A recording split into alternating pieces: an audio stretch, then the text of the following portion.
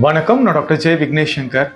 நிறைய பேருடைய வாழ்க்கையில அவங்க எவ்வளவுதான் முயற்சி செய்தாலும் அவங்க எதிர்கொள்ற அந்த இக்கட்டான சூழ்நிலைகளை கடந்து போக முடியாம ஒரு வட்டத்துக்குள்ளேயே வாழ்ந்துகிட்டு இருப்பாங்க.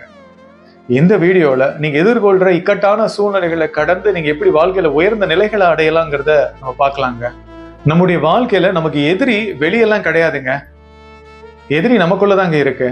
நான் யாரை எதிரின்னு சொல்றேன்னு தெரியுமா? நம்முடைய மனம் தாங்க.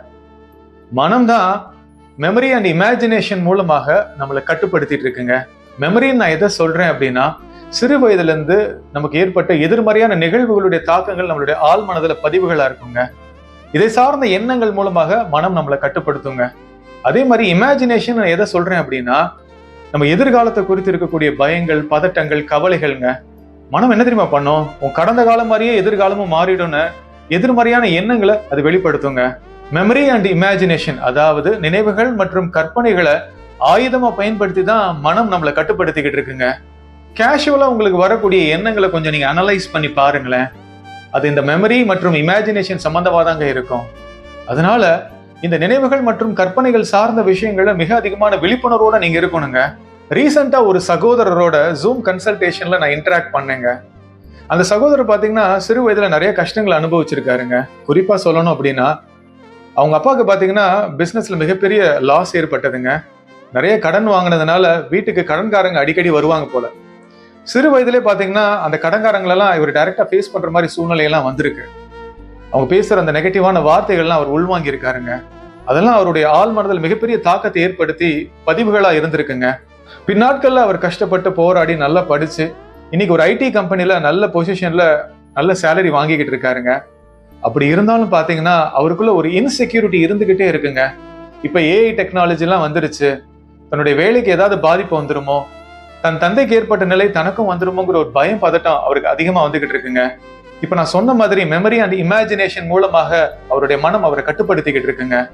அந்த செஷன்ல நான் என்ன பண்ணேன் அப்படின்னா, அவருடைய ஆழ்மனதில் இருக்கிற பதிவுகள்ல மாற்றத்தை ஏற்படுத்துவதற்கான முயற்சிகளை நான் எடுத்தேங்க.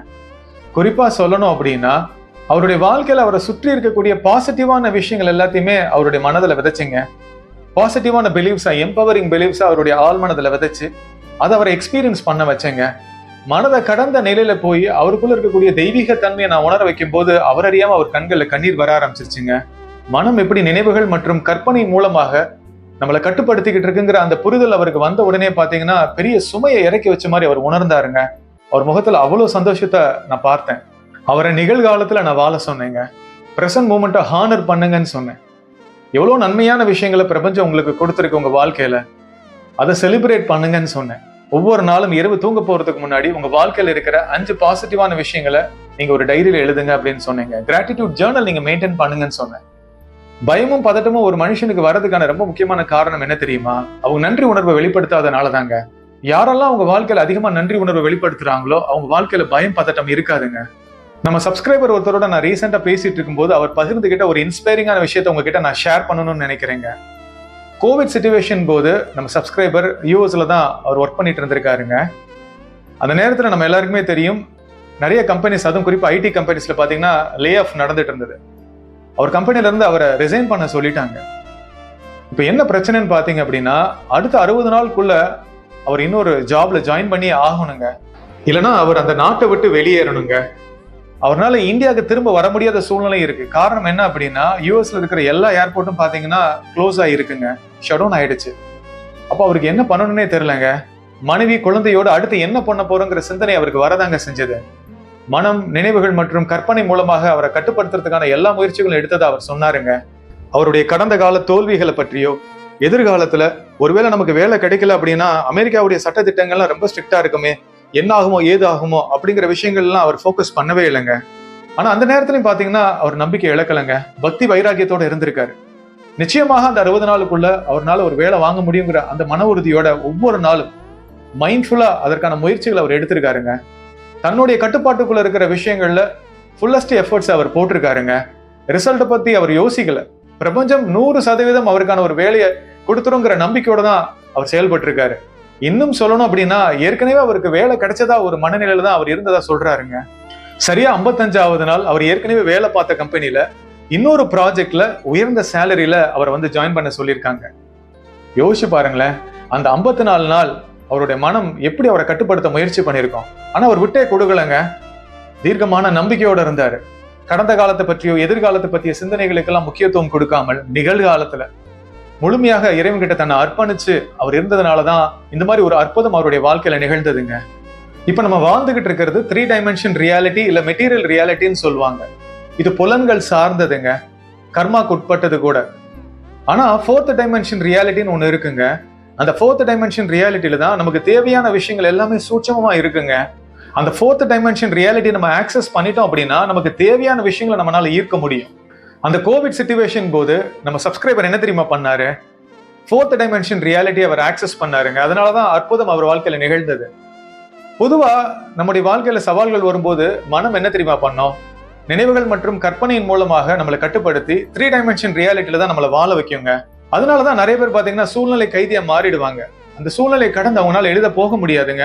ஒரு கட்டுப்பாட்டுக்குள்ள அவங்க வாழ்க்கை இருக்கும். அந்த 4th டைமென்ஷன் ரியாலிட்டி ஆக்சஸ் பண்ணி நம்ம வாழ்க்கையில மாற்றங்களை ஏற்படுத்துவதற்கு நம்ம செய்ய வேண்டிய விஷயம் முக்கியமா என்ன தெரியுமா? அந்த பிரபஞ்ச சக்தியின் மேல, அந்த இறை சக்தியின் மேல தீர்க்கமான நம்பிக்கையோட இருக்கணுங்க. அந்த பக்தி வைராகியத்தோட நம்ம இருக்கும்போது நம்ம ரியாலிட்டியை நம்ம மாற்றி அமைக்க முடியும். மனம் சொல்ற கட்டுக்கதைகளை நம்பாம நான் இறைவனுடைய அம்சம், இறைவனுடைய துகள்னா, நான் சக்தி வாய்ந்த ஆன்மாங்கிற அந்த ஒரு உணர்வோடு நம்ம செயல்படணுங்க. உங்க வாழ்க்கையில என்னென்ன மாற்றங்கள்லாம் நீங்க கொண்டு வரணும்னு நினைக்கிறீங்களோ அந்த மாற்றங்கள்லாம் உங்க வாழ்க்கையில ஏற்கனவே ஏற்பட்டதாக ஒரு உணர்வு நிலையோட நீங்க இருக்கும்போது ஹையஸ்ட் ஃப்ரீக்வன்சில வைப்ரேட் பண்ணுவீங்க. உயர்ந்த அதிர்வுகளை வெளிப்படுத்தி 4th டைமென்ஷன் ரியாலிட்டி ஆக்சஸ் பண்ணி உங்க வாழ்க்கை சூழ்நிலைகள்ல நீங்க மாற்றங்களை கொண்டு வர முடியும். இப்போ ஒரு முக்கியமான ரகசியத்தை உங்ககிட்ட நான் சொல்ல போறேங்க. வாழ்க்கையில எல்லா தருணத்திலையும் நம்ம எதிர்பார்க்கிற மாதிரி சூழ்நிலைகள் அமையுமான்னு கேட்டா அது ஒரு கேள்விக்குறிதாங்க. எதிர்பார்க்கிற மாதிரி சூழ்நிலைகள் அமையலன்னு வச்சுக்கோங்களேன், அது நிச்சயமாக நமக்கு வழியை தருங்க. பெயின் இன்னெவிட்டபிள்ங்க. இந்த உலகத்துல கண்டிப்பா நமக்கு வழி வரதான் செய்யும் வாழ்க்கையில. ஆனா அது துன்பமாக்குறது நம்ம கையில தாங்க இருக்கு. பெயின் இஸ் இன்னெவிட்டபிள், ஆனா சஃபரிங் இஸ் ஆப்ஷனல்னு சொல்லுவாங்க. உங்க வாழ்க்கையில சில இழப்புகள், சில நெருங்கிய உறவுகளுடைய இறப்பு, தோல்விகள், அவமானங்கள் இதெல்லாம் நீங்க ஃபேஸ் பண்ணிருப்பீங்க. இதெல்லாம் கண்டிப்பா உங்களுக்கு வலியும் வேதனையும் கொடுத்துருக்குங்க.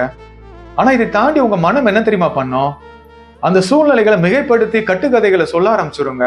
இதை நீ செய்த பாவத்திற்கான தண்டனை, இது உன்னுடைய விதி, பிரபஞ்சம் உன்னை நேசிக்கல, உன்னை கைவிட்டுருச்சு, உலகத்துல இருக்க யாரும் உன்னை விரும்பல, அதற்கான தகுதி உனக்கு இல்ல, அப்படிங்கிற மாதிரி அது கதைகளை சொல்லிக்கிட்டு இருக்கும். அந்த நெரேட்டிவ்ஸ் அது சொல்லிக்கிட்டே இருக்குங்க. இதை நம்ம நம்பிடுறோம். தாழ்ந்த அதிர்வுகள் அதனாலதான் நம்ம வெளிப்படுத்தி வாழ்க்கையில மாற்றங்களை நம்மளால ஏற்படுத்த முடியறது இல்ல. வாழ்க்கையில வரக்கூடிய கஷ்டங்களை நம்ம ஏற்றுக்கொள்ளும் போது அது வலியோட முடிஞ்சிருதுங்க. பிரபஞ்சம் இந்த விஷயத்தை என் வாழ்க்கையில அனுமதிச்சிருக்கு அப்படின்னா ஏதோ ஒரு உயர்ந்த நன்மைக்காக தான். எனக்குள்ள சில தெய்வீக குணங்களை கொண்டு வருவதற்காக இருக்கலாம், எனக்குள்ள ஒரு மனமுதிர்ச்சி ஏற்படுத்துவதற்காக இருக்கலாம், ஒரு பக்குவ நிலை அடையிறதுக்காக தான் இந்த சூழ்நிலைகள்லாம் வந்திருக்குங்கிற புரிதலோட அந்த இக்கட்டான சிச்சுவேஷன்ஸையும் நீங்க ஏற்றுக்கொள்ளும் போது அந்த வழியோட தான் நீங்க பயணிப்பீங்க. நான் இல்லைன்னு சொல்லல, ஆனா உங்களுக்குள்ள மிகப்பெரிய மாற்றங்கள் நிகழ்ந்திருக்குங்க. இன்னும் சொல்லணும் அப்படின்னா பிரபஞ்சம் அனுமதிக்கிற இக்கட்டான சூழ்நிலைகளுக்கு எதிர்ப்பு தெரிவிக்காமல் அதை ஏற்றுக்கொண்டு அந்த வழியோட நீங்க பயணிக்கும் போது பிரபஞ்சம் உங்களை உயர்ந்த நிலைகளை அடைய வைக்குங்க. வாழ்க்கையில பிரபஞ்சம் உங்களுக்கான ப்ரமோஷன் அது கண்டிப்பா கொடுக்குங்க. இதை புரிஞ்சுக்காம வாழ்க்கையில சில கஷ்டங்கள் வரும்போது அதற்கு நம்ம எதிர்ப்பு தெரிவிச்சுட்டு இருந்தோம்னு வைங்களேன், அது துன்பமா மாறிடுங்க, அது சஃபரிங்கா மாறிடும். துன்பங்கள்னு நான் சொல்லும் போது மாதங்கள், வருடங்கள் கூட அது நீடித்து இருக்குங்க. நம்ம லோவஸ்ட் ஃப்ரீக்வன்சில வைப்ரேட் பண்ண ஆரம்பிச்சிடும். விக்டிம் மைண்ட் செட்ல நம்ம செயல்படுவோங்க. இந்த 3 டைமென்ஷன் ரியாலிட்டிலே நம்ம வாழ்வோம். கர்மாக்கு உட்பட்டே நம்ம வாழ்ந்துகிட்டு இருப்போம். அதனால வாழ்க்கையில நம்ம அடுத்த கட்டத்துக்கு போக முடியாம கஷ்டத்துக்குள்ளே நம்ம மூழ்கி போயிருப்போங்க. இப்போ உங்க வாழ்க்கையில நீங்க நெருக்கடியான சூழ்நிலைகள்ல கூட இருக்கலாங்க. நம்பிக்கை இழந்துடாதீங்க. இன்னையில இருந்து ஒரு டைரியில உங்களுக்கு வரக்கூடிய எண்ணங்கள் எல்லாம் கவனிச்சு எழுத ஆரம்பிங்க. அந்த எண்ணங்கள்லாம் எதை தெரியுமா பிரதிபலிக்கும்? உங்களுடைய நினைவுகள் மற்றும் கற்பனைகளை தாங்க. நிகழ்காலத்துல உங்களை நிறைவா வாழ விடாம மனம் எப்படி உங்களை கட்டுப்படுத்துது அப்படிங்கிறதுக்கான விழிப்புணர்வை நீங்க கொண்டு வரணும். அதே மாதிரி 4th டைமென்ஷன் ரியாலிட்டி நீங்க ஆக்சஸ் பண்றதுக்கு நீங்க செய்ய வேண்டிய முக்கியமான விஷயம் என்ன தெரியுமா? இறை பக்திங்க. அந்த பிரபஞ்சத்தின் மேல தீர்க்கமான நம்பிக்கையோட எல்லா சூழ்நிலைகளையும் நீங்க இருக்கும்போது உங்க வாழ்க்கையில மிகப்பெரிய மாற்றங்களை உங்களால ஏற்படுத்த முடியுங்க. அந்த சர்வ வல்லமை படைத்த இறைவன் எனக்குள்ள வாசம் பண்றாரு, அவர் மூலமாக இந்த சூழ்நிலைகள் நிச்சயமாக மாறுங்கிற அந்த ஒரு உணர்வு நிலையோடு நீங்க செயல்படும் போது பல அற்புதங்கள் உங்க வாழ்க்கையில நிகழுங்க. உன் பொறுமைக்கான பொக்கிஷத்தை அடைய போகிறாய், நம்பிக்கையோடு இரு, நான் இருக்கிறேன் என்று இறைவன் கூறுகிறார். இந்த வீடியோவை லைக் பண்ணி ஷேர் பண்ணுங்க. என்னோட YouTube channel doctor Vignesh Shankar நீங்க சப்ஸ்கிரைப் பண்ணுங்க. நன்றி.